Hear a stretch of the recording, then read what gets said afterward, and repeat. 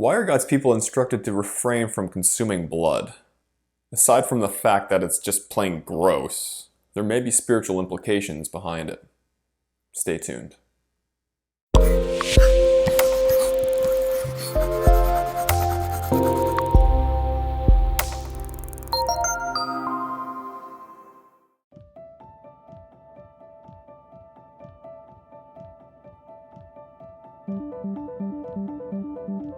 The Bible teaches that Adam was comprised of two things when he was created: earth, or dust, and spirit. When our Father merged these two together, Adam became something.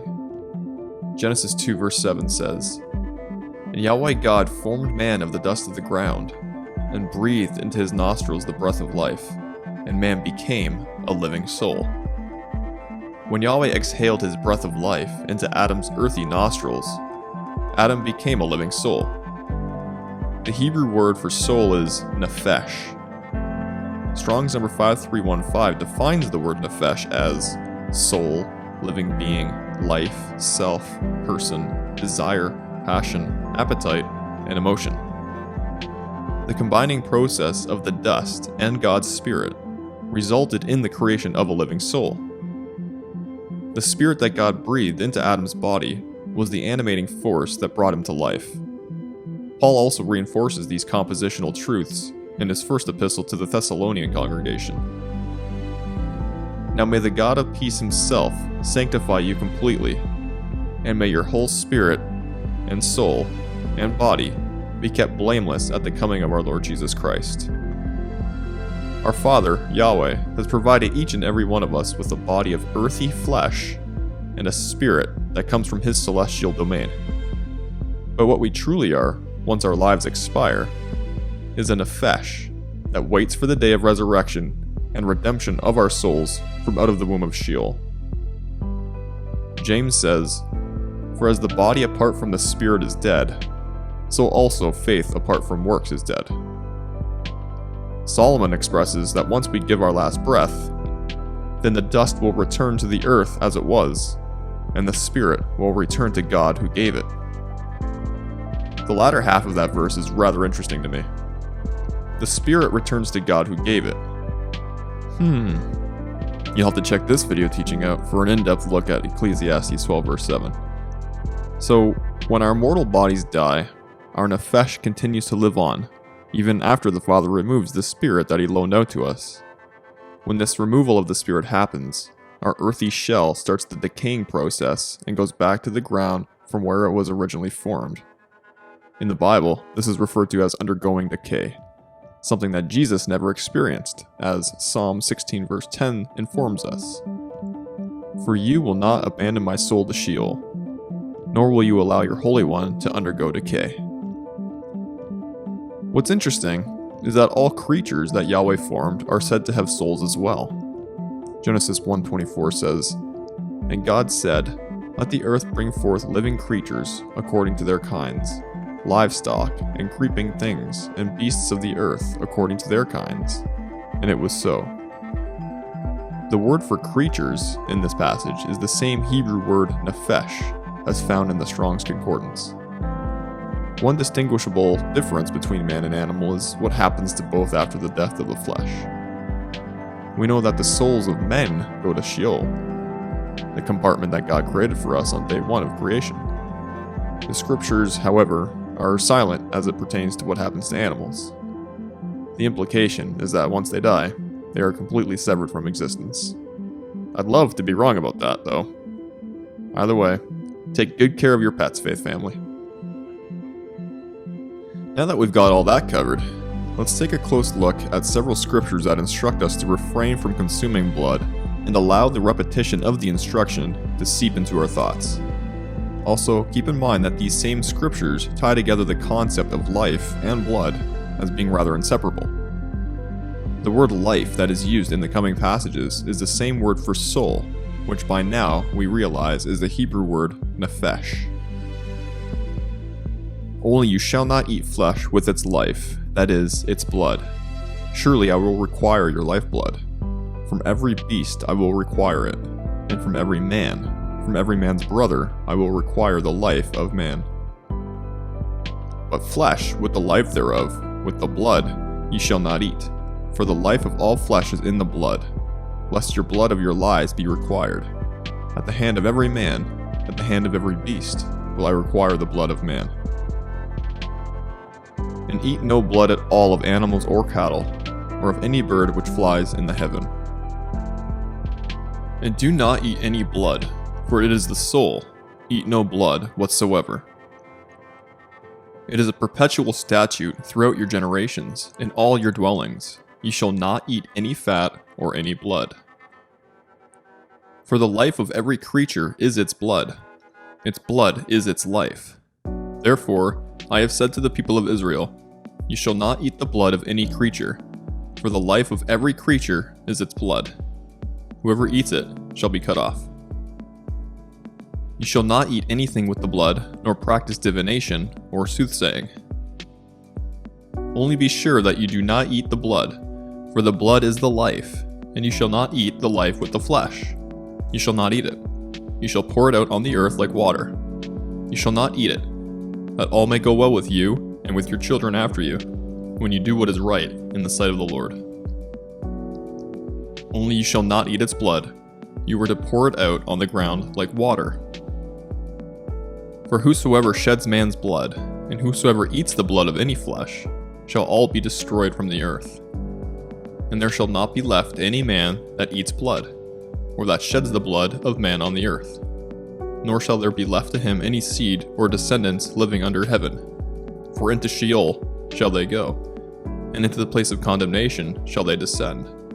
And into the darkness of the deep shall they all be removed by a violent death.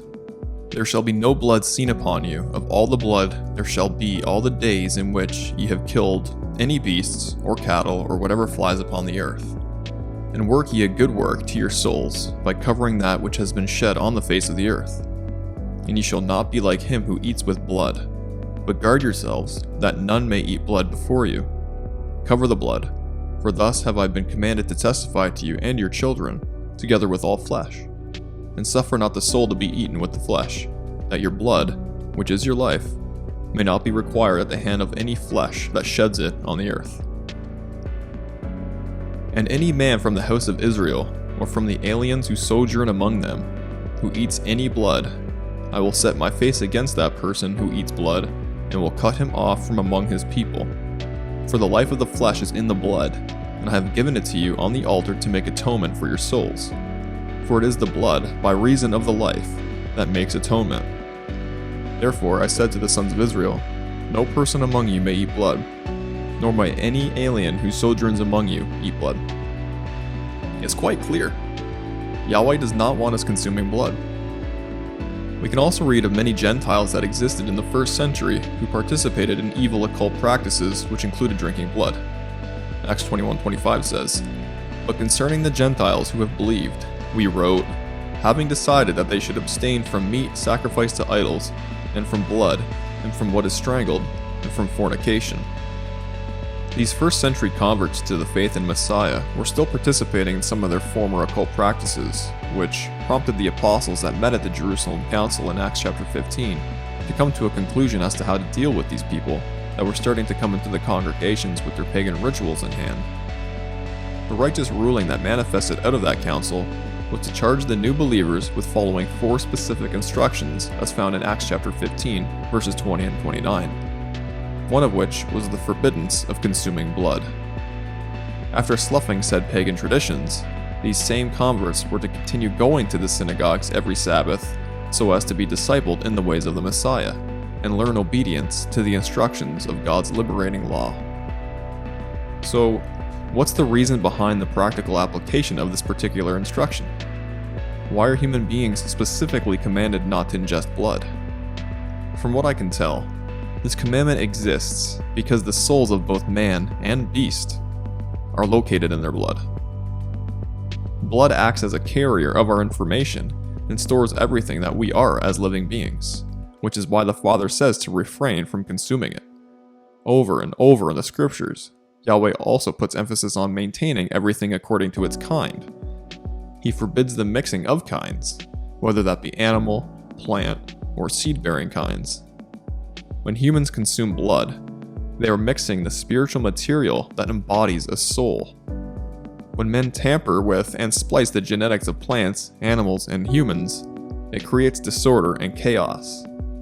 These practices are strictly illicit because of the genetic and spiritual implications that have been proven to be devastating to Yahweh's creative order here on the earth. Drinking the blood of both animals and men is an occult practice that stems as far back as the antediluvian age. In Genesis chapter 6, the sons of God, also known as the angelic watchers in the books of 1 Enoch and Jubilees, took human wives and impregnated them, which in and of itself was a mixing of kinds, angelic spirit kind and human kind. What resulted was the creation of a hybridized abomination known as the Nephilim giants. 1 Enoch chapter 7 verses 3 to 6 says, "And when men could no longer sustain them, the giants turned against them and devoured mankind. And they began to sin against birds and beasts and reptiles and fish, and to devour one another's flesh and drink the blood. Then the earth laid accusation against the lawless ones." The watchers that engaged in this great sin were lawfully judged, and as part of their judgment, they were to watch their hybridized sons destroy each other off over a period of 500 years before being sent into the blackness of Tartarus and placed in great chains. Once this initial part of the judgment took place, the sons of the watchers became disembodied unclean spirits, and many of them continue to roam the earth to this day. The post-flood Nephilim continued to take part in their abominable acts within the geographical borders that Yahweh showed to Abraham. Wisdom of Solomon 12:3-6 says, "Those who dwelt of old in your holy land, you did hate for their detestable practices, their works of sorcery and unholy rites, their merciless slaughter of children, and their sacrificial feasting on human flesh and blood. These initiates from the midst of a heathen cult, these parents who murder helpless lives, you did will to destroy by the hands of our fathers, that the land most precious of all to you might receive a worthy colony of the servants of God." Sadly, the scriptures inform us that as the Canaanite conquest took place, Israel eventually took part in the same occult ritual child sacrifices, many of which were made to unclean spirits. Currently, there are still several tribes in Africa that perform blood-drinking rituals, some of which believe that drinking the blood of their slain enemies provides them with supernatural strength. This belief finds its roots in ancient history. The Scythians were a tribe that existed between 900 and 200 BC, and were recorded as drinking the blood of their enemies on the battlefield. The Gauls were also known for drinking the blood of their enemies, and used the skulls of the slain as cups to do so. The only blood that can provide anyone with supernatural abilities is the shed blood of Christ, which this video teaching will explain. One specific doctrine that Jehovah's Witnesses are well known for is the refusal of blood transfusions. They base this belief off of some of the scriptures that I presented earlier. I actually agree with them on this one. Now, if you're someone who has received a transfusion of blood in the past, or believe that it's fine to do so in case of a medical emergency in the future, I want to make it clear that I am not passing condemnation or judgment. I understand that this is a controversial topic that can have mixed emotions. I'm simply and lovingly stating that I believe it doesn't matter whether we ingest blood orally or receive it intravenously. I see all forms being prohibited in the scriptures. As this video hopefully has illustrated, the souls of men are located within their blood, and blood has spiritual properties that I think should not be mixed. I pray that this teaching was insightful and useful for better understanding some of the instructions that our lovingly Heavenly Father has provided us with. I want to thank those of you who have supported this ministry, and, as always, continue to hang on the ever-important words of our Creator. Be sure to like us on Facebook, and subscribe on YouTube if you haven't already. And, if you've been blessed by any of the teachings or music on this channel, please consider becoming a patron over at Patreon or giving a donation on PayPal. The links for both are in the description. Thanks, and Yahweh bless you.